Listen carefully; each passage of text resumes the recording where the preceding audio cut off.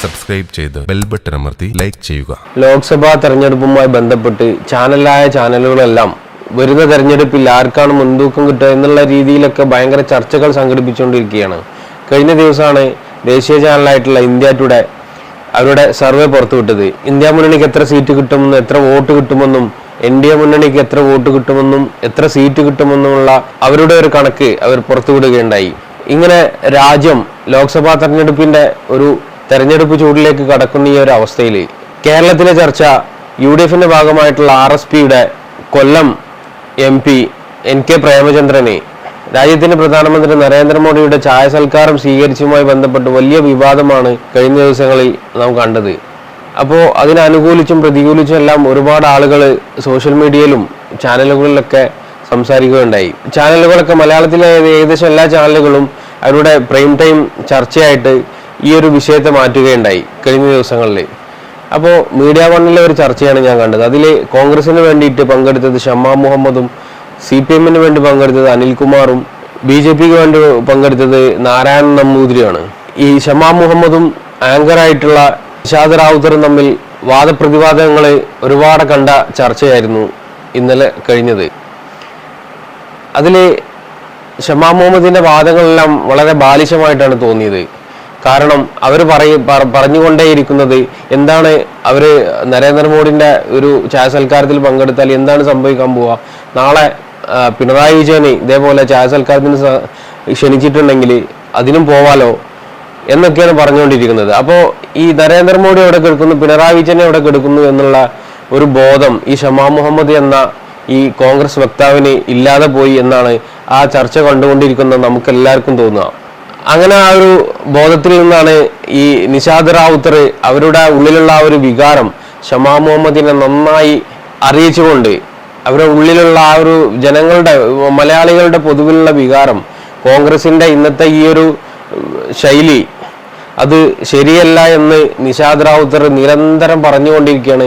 അങ്ങനെ ഷമ്മാ മുഹമ്മദിന് നിങ്ങൾ മാധ്യമപ്രവർത്തകരല്ല, നിങ്ങൾ CPM ആണ്, നിങ്ങൾ പാകിസ്ഥാൻ വാദം ഉന്നയിക്കുന്ന ആളാണ് എന്നൊക്കെ രീതിയിലുള്ള ഒരുപാട് വാക്പ്രയോഗങ്ങൾ അവർ നടത്തുകയുണ്ടായി. സത്യത്തിൽ നിഷാദ് റാവുത്തർ പറഞ്ഞു തന്നെയാണ് അതിൻ്റെ ശരി. കാരണം പ്രധാനമന്ത്രി നരേന്ദ്രമോദി എന്തെങ്കിലും ഒരു കാര്യം ആർക്കെങ്കിലും ചെയ്തിട്ടുണ്ടെങ്കിൽ അതിൻ്റെ പിന്നിൽ നരേന്ദ്രമോദിക്ക് ഒരു 10 ലക്ഷ്യങ്ങളുണ്ടാവും. ഈ വ്യക്തിയെ വെച്ചിട്ട് അല്ലെങ്കിൽ ഈ ഒരു സംഘടന വെച്ചിട്ട് അല്ലെങ്കിൽ ഒരു വിഭാഗത്തിനെ വെച്ചിട്ട് ഒരു 10 ലക്ഷ്യങ്ങൾ നരേന്ദ്രമോദി ചിന്തിക്കുന്നുണ്ടാവും തിരിച്ചു കിട്ടുന്നതിന് വേണ്ടിയിട്ട്. അല്ലാതെ നരേന്ദ്രമോദി ഒരു തനിക്ക് ബെനിഫിറ്റ് ഇല്ലാത്ത ഒരു സൗഹൃദത്തിന് നരേന്ദ്രമോദി മുതിരുമെന്ന് തോന്നുന്നില്ല. ഈ ഷമ്മാ മുഹമ്മദ് നിരന്തരം പറഞ്ഞുകൊണ്ടിരിക്കുന്ന ഒരു വാദം എന്താണെന്ന് വെച്ചാൽ പിണറായി വിജയന് നാളെ സൽക്കാരത്തിന് വിളിക്കുകയാണെന്നുണ്ടെങ്കിൽ നമുക്കെന്താ പോയിക്കൂടെ എന്നൊക്കെ. 1-2 മാസം മുമ്പാണ് നവകേരള സദസ്സ് എന്നുള്ള ഒരു സംസ്ഥാന സർക്കാരിൻ്റെ ഒരു പരിപാടി നടന്നത്. അതിൽ പങ്കെടുത്തിട്ടുണ്ടെങ്കിൽ കയ്യും കാലും വെട്ടും അല്ലെങ്കിൽ പാർട്ടിയിൽ നിന്ന് പുറത്താക്കും എന്നൊക്കെ രീതിയിലുള്ള ഒരു ആക്രോശമാണ് KPCC പ്രസിഡന്റ് ആയാലും ഈ ഉത്തരവാദിത്തപ്പെട്ട K മുരളീധരനും അതുപോലുള്ള ആളുകളൊക്കെ നടത്തിയത്. എന്തിന്റെ പേരിൽ ഈ ശരിക്കും ഈ നിഷാദ് റാവുത്തർ ചോദിച്ചുകൊണ്ടിരിക്കുന്നത് അതിന്റെ ഒരു പിണറായി വിജയനോട് കാണിക്കുന്ന ഈ എതിർപ്പിന്റെ ഒരു 10-ലൊരു അംശമെങ്കിലും ഈ നരേന്ദ്രമോദിയോട് നിങ്ങൾക്ക് കാണിച്ചൂടെ എന്നാണ്. ആ സമയങ്ങളിലാണ് KPCC പ്രസിഡന്റ്, ഒരു സംസ്കാരം ഇല്ലാത്ത ഒരു KPCC പ്രസിഡന്റാണ് ഇന്ന് കോൺഗ്രസിനുള്ളത്. കാരണം അയാളൊരു യാത്ര പോകുന്ന സമയത്ത് അതേ ഫ്ലൈറ്റിൽ പിണറായി വിജയൻ ഉണ്ടായിരുന്നത്രേ യാത്ര ചെയ്യാൻ വേണ്ടിയിട്ട്.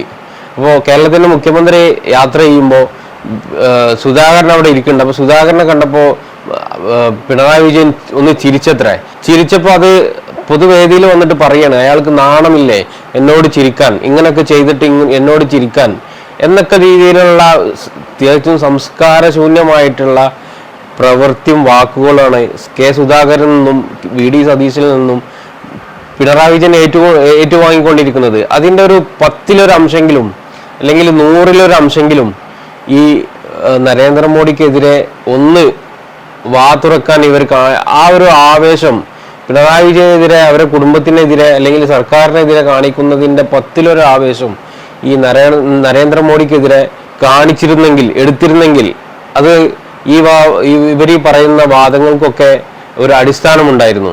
ഇനി ആരാണ് ഈ നരേന്ദ്രമോദി? ഈ നരേന്ദ്രമോദിയും പിണറായി വിജയനും ഒരുപോലെയാണോ? കോൺഗ്രസ്സുകാർക്ക് അങ്ങനെയാണോ കരുതുന്നത്? ഈ കഴിഞ്ഞ ദിവസങ്ങളിലാണ് നാം എല്ലാം പത്രത്തിൽ വായിച്ചത് പ്രതിപക്ഷ നിരയിലുള്ള 195ഓളം MP-മാരെ സസ്പെൻഡ് ചെയ്തുകൊണ്ട് ഈ ഭരണപക്ഷത്തെ ആളുകളെ എല്ലാവരും കൂടെ സഭ കൂടിയിട്ട് അവിടെ ഈ ജനങ്ങളെ ബാധിക്കുന്ന ഒരുപാട് ബില്ലുകൾ, ഒരുപാട് നിയമങ്ങൾ ഒരു ചർച്ചയും കൂടാതെ പാസ്സാക്കിയെടുക്കുന്ന ഇത്രയും വൃത്തികെട്ട രീതിയിൽ ജനാധിപത്യം കശാപ്പ് ചെയ്യുന്ന രീതിയിൽ പ്രവർത്തിക്കുന്ന നരേന്ദ്രമോദിയും പിണറായി വിജയനും ഒരുപോലെയാണ് എന്നാണോ കോൺഗ്രസ്സുകാർ പറയുന്നത്? നരേന്ദ്രമോദിയും അമിത്ഷായും ഈ രാജ്യത്തെ എങ്ങോട്ടാണ് കൊണ്ടുപോകുന്നത് ഈ കോൺഗ്രസ്സുകാർക്ക് അറിയാത്തതാണോ? ഇവിടുത്തെ മുസ്ലിങ്ങളെ ഇപ്പോൾ കഴിഞ്ഞ ദിവസങ്ങളിലാണ് ഉത്തരാഖണ്ഡിൽ ആറ് പേരാണ് വെടിയേറ്റ് മരിച്ചത്, പോലീസിന്റെ വെടിയേറ്റ് മരിച്ചത്. എന്തിന്റെ പേരിലാണ്? പള്ളിയും മദ്രസയും പൊളിക്കാൻ ചെന്ന അത് ചെറുത്തുന്നതിന്റെ പേരിലാണ് 6 പേരെ വെടിവെച്ച് വന്നത്. അങ്ങനെ അടുത്തത് ഗ്യാൻവാപ്പി, ക്രിസ്ത്യാനികൾക്കെതിരെയുള്ള അക്രമം ഒരു തലക്കെ. അങ്ങനെ ആ രീതിയിൽ രാജ്യത്തെ വിഭജിച്ച് ശരിക്കും നമ്മളെ രാജ്യം ഇതുവരെ പിന്തുടർന്നു പോന്നിരുന്ന ആ ഒരു മതേതര സ്വഭാവവും ജനാധിപത്യ സ്വഭാവവും എല്ലാം കാറ്റിൽ പറത്തിക്കൊണ്ടാണ് ഈ രീതിയിൽ കാര്യങ്ങൾ നടന്നുകൊണ്ടിരിക്കുന്നത്. ഹിന്ദുത്വയെ പ്രോത്സാഹിപ്പിക്കുന്ന രീതിയിലുള്ള ഈ അമിത്ഷായുടെയും നരേന്ദ്രമോദിയുടെ ഒക്കെ പ്രവർത്തനം അത് അറിയാത്തവരാണോ? അത് നമ്മളെ നാടിന് ഗുണമാണോ എന്നൊക്കെയല്ലേ കോൺഗ്രസ്സുകാർ ചിന്തിക്കേണ്ടത്? നരേന്ദ്രമോദിയെ പോലെയാണോ ഈ കേരളം ഭരിക്കുന്ന പിണറായി വിജയന്? എന്ത് അസംബന്ധമാണ് ഇവർ പറഞ്ഞുകൊണ്ടിരിക്കുന്നത്? ഈ വിഷയവുമായി ബന്ധപ്പെട്ട് RSPയുടെ NK പ്രേമചന്ദ്രൻ കഴിഞ്ഞ കുറച്ച് കാലങ്ങളായിട്ട് BJPയുമായും RSSുമായൊക്കെ ഒരു സൗഹൃദം സ്ഥാപിക്കുന്ന രീതിയിലുള്ള വാക്കുകളും കാര്യങ്ങളൊക്കെയാണ് പുറത്തു വരുന്നത്. കഴിഞ്ഞ ദിവസമാണ് ഇപ്പോൾ അയാൾ പറഞ്ഞത് BJP ഒരു സംഘപരിവാർ സംഘടനയല്ല എന്നാണ്. BJP ഒരു സംഘപരിവാർ സംഘടനയല്ല എന്നാണ് കഴിഞ്ഞ ദിവസം NK പ്രേമചന്ദ്രൻ പറഞ്ഞത്. ആ രീതിയിലാണ് അയാൾ രാഷ്ട്രീയം ഇന്നത്തെ അവസ്ഥയിൽ കാണുന്നത്. ഇന്നലെയൊക്കെയായിട്ടുള്ള പത്രത്തിലുള്ള ന്യൂസ്, കമൽനാഥ് മധ്യപ്രദേശില് BJPയെക്കാളും ഹിന്ദുത്വവാദം പറഞ്ഞുകൊണ്ട് ഇലക്ഷനെ നേരിട്ട കമൽനാഥ് BJPയിലേക്ക് പോകണത്രേ. അതിന്റെ ചർച്ചകൾ നടന്നുകൊണ്ടിരിക്കുന്നതാണ് കഴിഞ്ഞ ദിവസങ്ങളിൽ. ഈ ദിവസങ്ങളിലൊക്കെ മാധ്യമങ്ങൾ പുറത്തു കൊണ്ടുവന്നത്.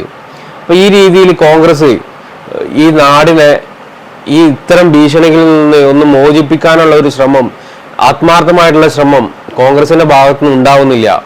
അപ്പൊ അതിൻ്റെയൊക്കെ ഒരു മലയാളികൾ എന്ത് ചിന്തിക്കുന്നു അതാണ് നിഷാദ് റാവുത്തർ അവിടെ പറഞ്ഞത്.